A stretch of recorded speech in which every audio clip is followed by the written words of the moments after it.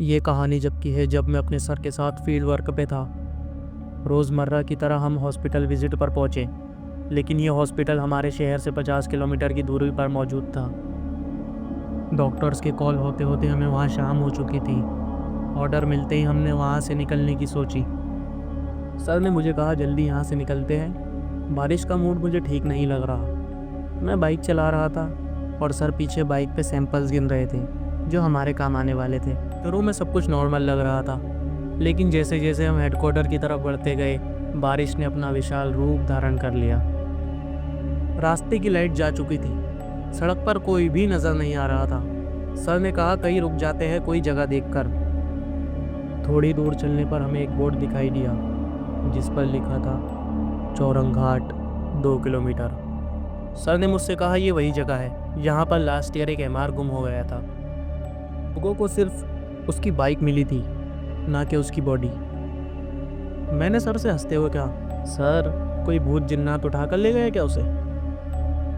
हमारे मोबाइल्स में फ़िलहाल तो कोई नेटवर्क नहीं था। सामने एक पुराना बस स्टॉप दिखाई दिया जो काफ़ी खंडर पड़ा हुआ था, जहाँ पे एक औरत पहले से ही किसी बस का इंतज़ार कर रही थी। सर ने मेरी तरफ देखते हुए कहा, कोई बात मत करना, सिर्फ खड़े रहो यहाँ पर। मैंने पूछ ही लिया, मैम आप कहाँ जा रही हो? उन्होंने मुझसे कहा, तुमसे कहा गया था किसी से बात मत करना। मैंने उसके बाद सर की तरफ देखा। सर मुझे गुस्से से देख रहे थे, ऐसा लग रहा था जैसे शायद मैं पिटने वाला हूँ। वापस पलटने पर वो औरत वहाँ मौजूद नहीं थी। मजबूरी में हमने शॉर्टकट लेने का फैसला किया जो काफ़ी घने जंगल से गुजरता है। जाने का रास्ता नहीं दिख रहा था।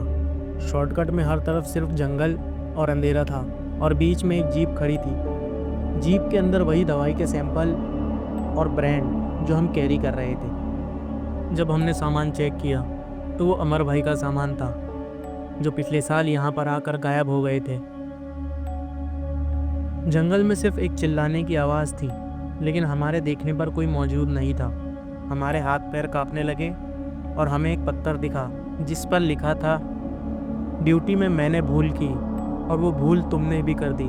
तुम्हारे साथ आगे चलकर बहुत कुछ होने वाला है।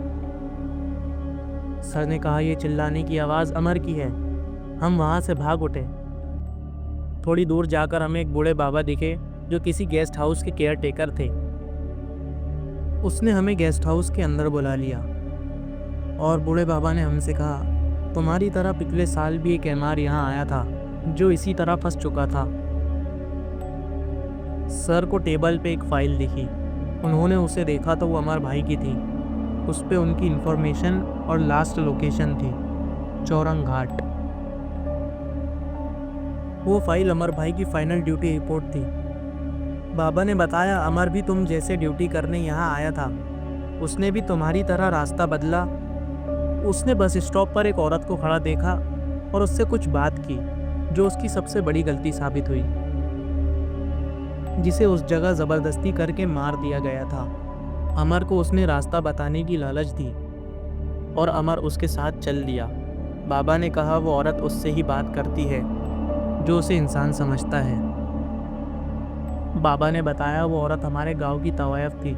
अक्सर लोग जिस्म की तलाश में उसके पास जाया करते और पैसों की लालच में वो भी जिस्म फरोशी किया करती थी। वो औरत भी अपनी मंजिल पर जाने के लिए बस स्टॉप पर खड़ी थी। एक जमींदार नशे की हालत में उसके पास आया और उससे कहा जिस्म फरोशी करने के लिए, लेकिन उस औरत ने मना कर दिया। औरत ने कहा, मैं जिस्म फरोशी तो ज़रूर करती हूँ, लेकिन इस तरह खुलेआम नहीं। मैं जिस्म फरोशी उनके साथ करती हूँ जो बंद कमरों में मेरे साथ होते हैं, इज्जत के साथ। अपनी इज्जत को मैं यहाँ खुलेआम चौराहे पर नीलाम नहीं करती। वो ज़मींदार तवायब की ये बात सुनकर गुस्से से लाल हो गया और उसके साथ ज़बरदस्ती की और उसे वहीं कत्ल कर दिया। बाबा ने बताया उस औरत की आत्मा आज भी वहाँ मौजूद है। उसे मर्दों के जिस्मों की तलाश होती है। उन्होंने हमसे कहा, तुम में से किसी ने उनसे बात तो नहीं की थी? अचानक मुझे याद आया। मैंने सर से डरते हुए कहा, सर मैंने तो आपके मना करने के बावजूद उससे बात की थी। सर ने मुझे खींच के थप्पड़ लगाया और मुझसे कहा, जब से तूने उस औरत से बात की है तब से हमारे साथ ये पैरानॉर्मल एक्टिविटी हो रही है। बाबा ने कहा, ये फाइल तुम ले जाओ और इस रास्ते पर कभी लौट कर मत आना। सुबह होते ही हम वहाँ से हेडक्वार्टर की तरफ चले गए। हेडक्वार्टर आने के बाद हमने हमारी फाइनल रिपोर्ट सबमिट की और अमर भाई की फाइल आज भी सर के पास है। अब सर मुझे वहाँ नहीं ले जाते। मेरे बदले के डॉक्टर्स के कॉल और हॉस्पिटल का ऑर्डर वो खुद ही लेते हैं। मैं सिर्फ अपने हेडक्वार्टर पर अब फील्ड वर्क करता हूँ। उस औरत से बात करने की गलती की वजह से मैं अपने हेडक्वार्टर में कैद हो चुका हूँ।